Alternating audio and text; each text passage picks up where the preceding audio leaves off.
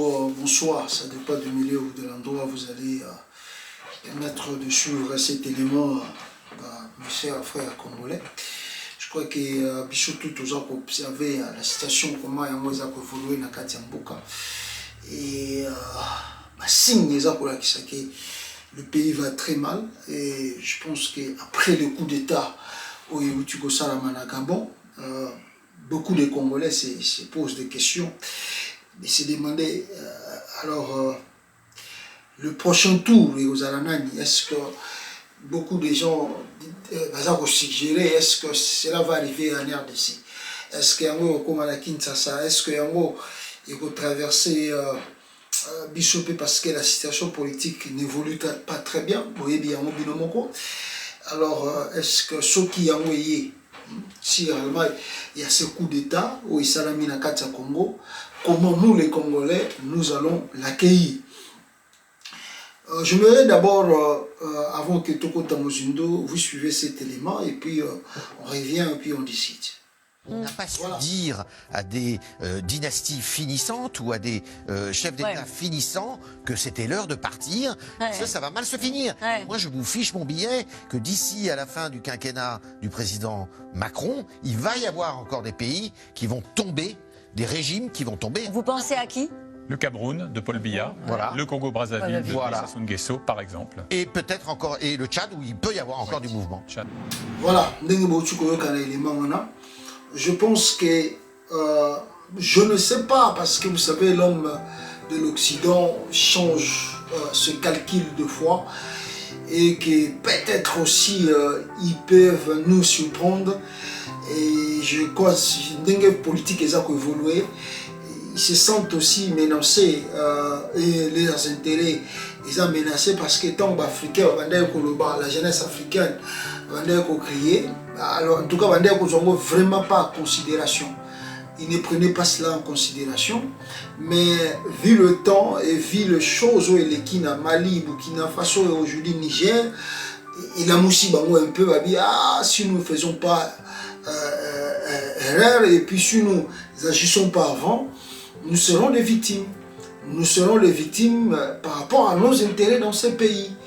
Alors voilà le pourquoi, ça dit peut-être qu'on appelle un sursaut pour sauver le meuble, sauver l'intérêt de Bango, ce que vous devez retenir, mes frères, ce coup d'État au Landani, le commun Afrique centrale et Nakatia Gabon, j'ose croire, Bolandi dans la vidéo, que ce coup d'État est pour atteindre le Congo-Brazzaville. Vous savez, Sassou a duré plus de 30 ans au pouvoir, plus de 30 ans.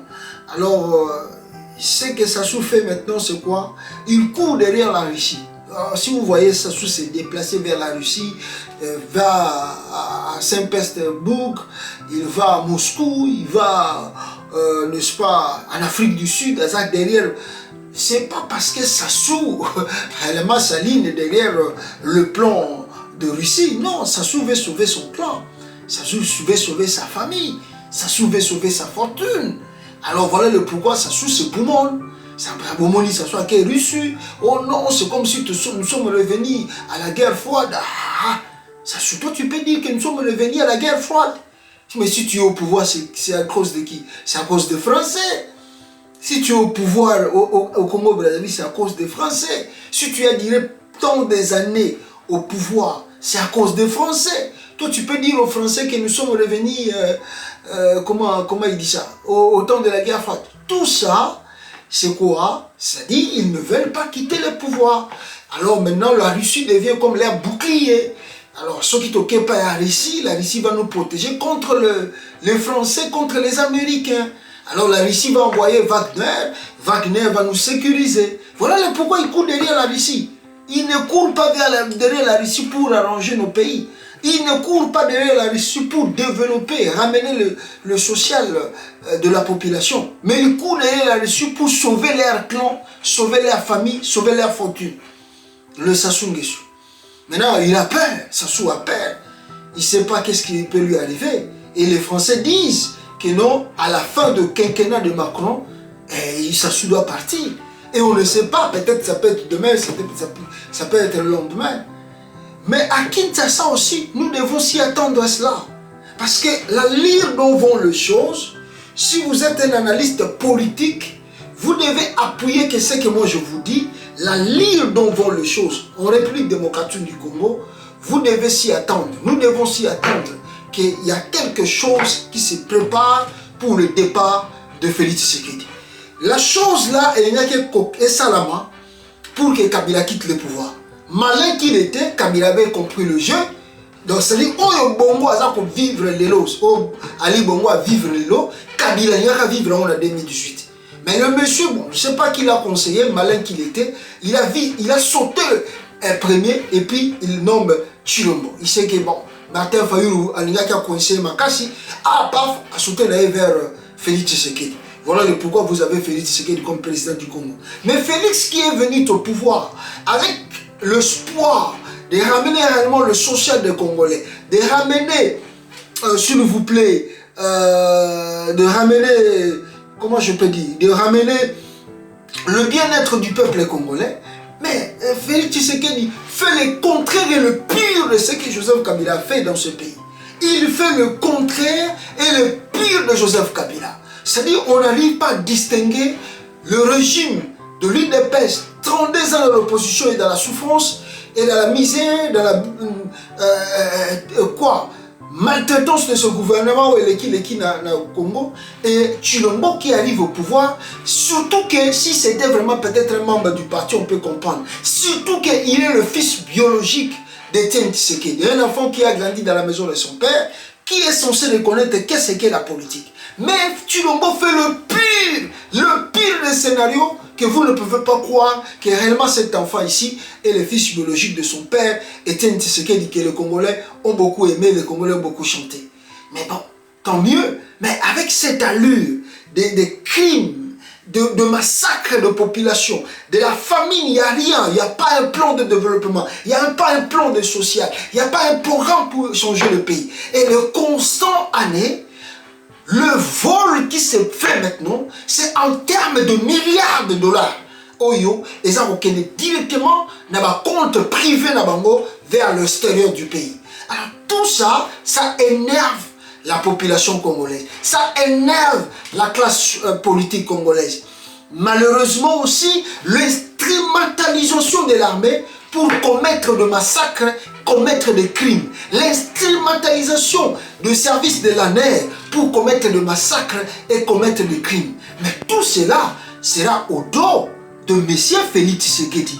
La façon dont on avait accusé Kabila à son temps de massacrer les populations, mais ce qui se passe aujourd'hui dans le pays, au Congo, notamment à Goma, mais la responsabilité numéro 1, c'est Félix Antoine Tshilombo.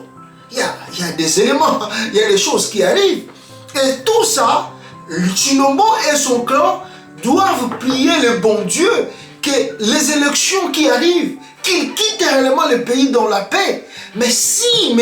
Antoine Tshilombo s'entêtait de rester par la force à travers le monsieur Kadima qu'il a nommé, un membre de l'UDPS, à travers Dieudonné Kamoleta, le président de la Cour constitutionnelle, qui s'est dit son ami d'enfance, à travers la ministre de la Justice, qui est parenté à lui-même Tshilombo, et à travers aussi Peter Kazadi, qui est ministre de l'Intérieur, qui est aussi parenté et de la même province que lui Tshilombo, et de s'ajouter à cela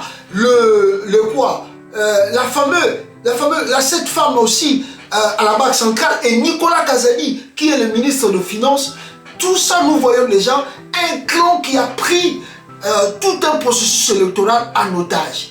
Et je crois que ça, c'est ça qui va amener que le départ de Tshilombo est mort précipitamment. Ne soyez pas étonnés, Tshilombo va partir. Mais qu'il prie le bon Dieu que cela se passe dans la paix. Et s'il veut sauver sa peau, moi je suggérais, je ne lui donne pas conseil, parce qu'ils ne vont pas écouter, mais moi je lui suggère, en organisant des élections, il peut partir comme Kabila l'a fait. Mais si Félix, comme les autres, son clan, ils écrivent dans les réseaux sociaux, vous ne connaissez pas le Congo ce n'est pas le Gabon, le Congo ce n'est pas le Mali. Quand cela arrive chez les autres, on se dit que cela ne peut pas nous atteindre. Quand cela se passe chez les autres, on se dit que nous sommes épargnés. Mais quand cela va arriver chez vous, c'est là où vous allez vous rendre compte que non, le malheur ne vient pas que chez les voisins. Il faut faire très attention vers la fin de ces choses. L'argent que vous avez volé, le bien que vous avez pillé dans ce pays, que vous le perdez, je ne sais pas comment. Regardez là où se trouve Ali Bongo. Est-ce qu'il peut manger les biens ou la richesse qu'ils ont volé au Gabon? Il est détenu. Comment ils vont manger? Il y a le directeur, tous sont des détenus. Les politiciens, tout ça, le cabinet d'Ali Bongo, détenu. Le président de la Cour constitutionnelle, détenu. Le président de la CENI, détenu. Donc ça dit, la fierté ou l'orgueil que vous faites aujourd'hui, attendez, soyez prudents. Parce que la roue tourne, à un moment peut-être vous n'allez pas croire. Vous n'allez pas croire. Vous dites que chez les autres ça pète, chez nous cela ne peut pas arriver. Mais moi je vous le répète, le malheur n'arrive pas simplement, c'est le voisin. Si cela arrive au Gabon, il faut s'y attendre. Cela peut aussi arriver à Kinshasa. Et avec la lutte que nous subissons aujourd'hui dans le pays, il faut s'y attendre. Il y a un coup de force qui va se passer. Parce que par la voie des élections, il n'y a pas un Congolais qui croit dans ce processus électoral lancé par M. Kadima, qui est le membre de l'UDPS du clan Félix Tshisekedi. Merci.